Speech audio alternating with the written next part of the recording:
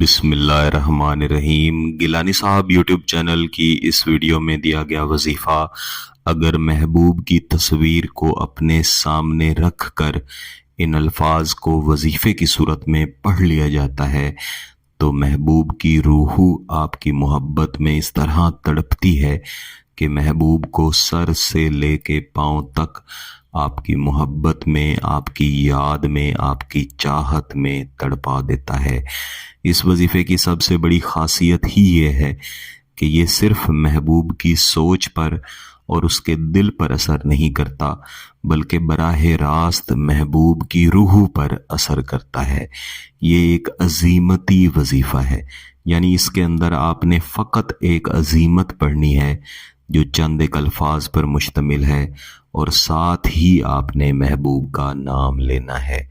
अगर महबूब की तस्वीर आपके पास मौजूद हो तो फिर समझें कि आपने अपनी मोहब्बत हासिल कर ली है, क्योंकि इसका नतीजा बहुत ही शदीद और फौरी तौर पर मिलता है।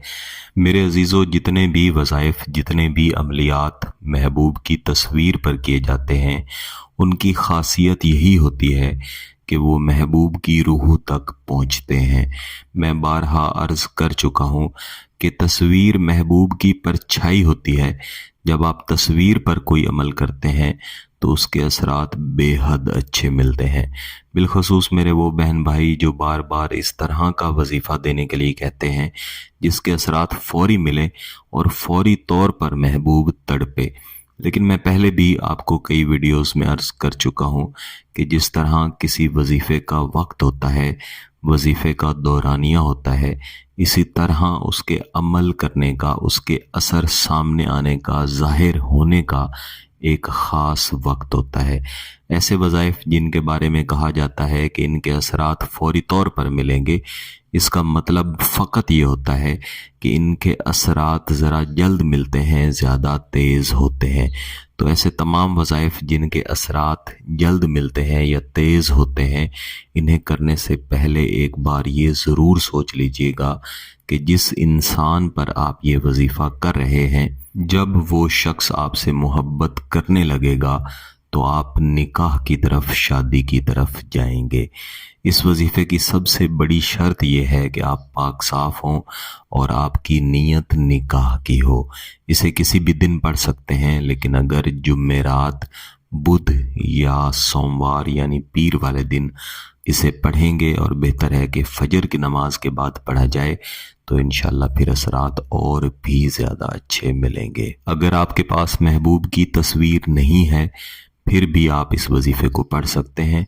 ऐसी सूरत में आप फ़कत इसका तसव्वुर करेंगे तो तस्वीर मौजूद है या तस्वीर मौजूद नहीं है, दोनों सूरतों में आपने तस्वीर को देखते हुए सबसे पहले ये तसव्वुर बना लेना है कि महबूब आपकी मोहब्बत में इस तरह तड़प रहा है कि रो रो के और तड़प तड़प के आपसे मोहब्बत की भीख मांगता जा रहा है, और जब तक उसका ये मकसद यानी आपकी तरफ से मोहब्बत का जवाब मोहब्बत से नहीं मिल जाता, तब तक वो आपसे दूर नहीं होगा, आपके पास से उठ के नहीं जाएगा। इन तसव्वुरात के साथ आपने खामोशी वाली जगह पे बैठे हुए बावुज़ू हालत में एक मर्तबा दुरूद शरीफ पढ़ लेना है, और इसके बाद आप इस वजीफ़े को दोहराना शुरू करेंगे। आऊज़ु बिल्लाहि मिनश शैतानिर रजीम, बिस्मिल्लाहिर्रहमानिर्रहीम।